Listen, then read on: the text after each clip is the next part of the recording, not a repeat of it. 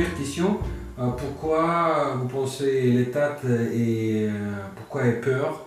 Mais à partir du moment où l'extrême droite a réalisé le score de 25% aux élections européennes, à partir du moment où les enquêtes d'opinion vous donnent 30% aux prochaines élections départementales, je considère que pour l'image de mon pays, que pour notre démocratie, cela représente un véritable danger. Alors madame, jusqu'au bout, je mènerai campagne pour vous stigmatiser et pour vous dire que vous n'êtes ni la République ni la France. Donc effectivement, l'inquiétude réelle du pouvoir, ce n'est pas le djihad, qui est absolument totalement sous contrôle et qui est même une production américano-sioniste quand on cherche qui est derrière. Ce qui leur fait peur, c'est la montée de la pensée dissidente sur des sujets importants comme le monde financier américain, la politique d'Israël, la domination de la communauté juive en France et la montée du Front National. Et vous pouvez imaginer que tout ça, en fait, est la même chose. C'est la montée de l'opposition et la montée de l'insoumission du peuple réel par rapport aux élites traîtres en France. Ça veut dire que la France se rapprochera un peu plus d'une dictature, même si c'est une dictature très moderne, hein, avec des hôtesses plutôt que des militaires, avec toujours la Libye des droits de l'homme, de la défense des minorités, pour en fait faire taire tout le monde et envoyer tout le monde dans les tribunaux, voire en prison. Ça va être une diminution effectivement de la liberté de la France, un écrasement un peu plus de la France dans sa spécificité, si on comprend bien ce qu'était la France de De Gaulle, c'est-à-dire une soumission de plus en plus accrue de son peuple, de sa politique à la domination impériale américano-sioniste, et sans doute une colère qui va monter, donc une dissidence qui va se durcir à mon avis. Donc ça veut dire que ça va créer en France des tensions encore plus grandes, qui sont déjà grandes sur le plan social, grandes sur le plan ethnico-religieux, ça va encore les aggraver. Aujourd'hui, la théorie officielle, c'est de dire que l'Amérique est un vecteur de paix et combat pour la démocratie, et que dans ce combat pour la paix et la démocratie, l'Amérique est mise en danger par une insoumission de la Russie de Poutine et une révolte massive du monde arabe, à la fois d'ailleurs sunnite et chiite. Tout ça est un énorme mensonge, puisqu'en réalité le monde arabe est dans une position défensive et subit une néocolonisation. Et on voit très bien, notamment avec l'Ukraine, qu'en fait la Russie de Poutine, qui a reconstitué un peu ses forces, est aujourd'hui agressée par l'empire américain, on va dire même anglo-américano-sioniste, notamment en allant déstabiliser l'Ukraine, qui est à sa frontière, et en poussant Poutine à la guerre par tous les moyens.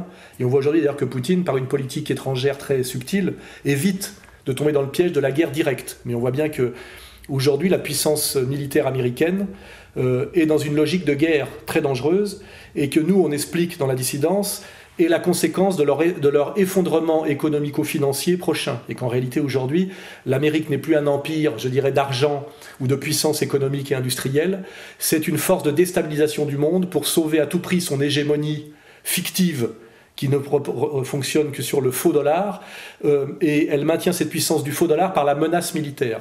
C'est simple. Aujourd'hui, le budget de l'armée américaine est égal à la somme de tous les autres budgets militaires du monde. Congress approved an annual defense policy bill on Friday that authorizes American training for Iraqi and Syrian forces fighting Islamic State rebels and sets overall defense spending at $577 billion, including $64 billion for wars abroad.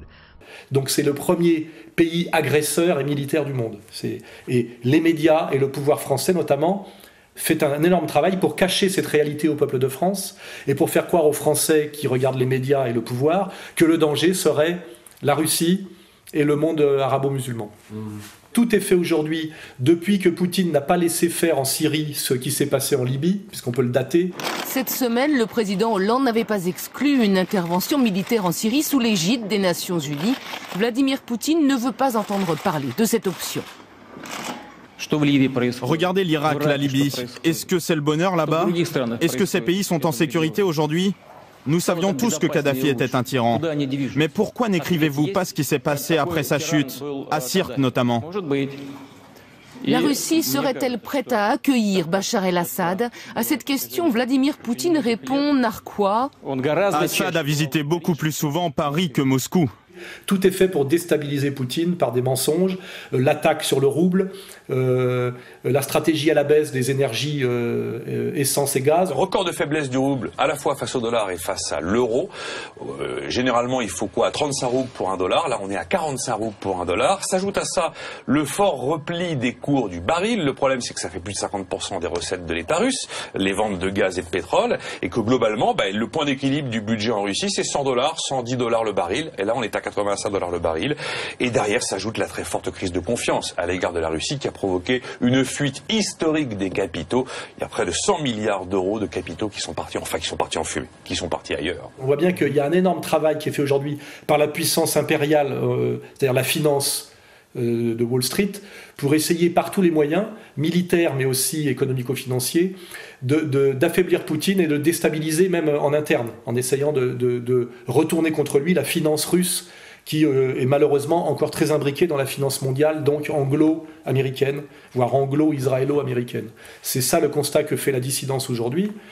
C'est sans doute ça qui vous amène, sans doute. Et c'est ça que le pouvoir français ne veut pas que les Français comprennent et entendent. Voilà.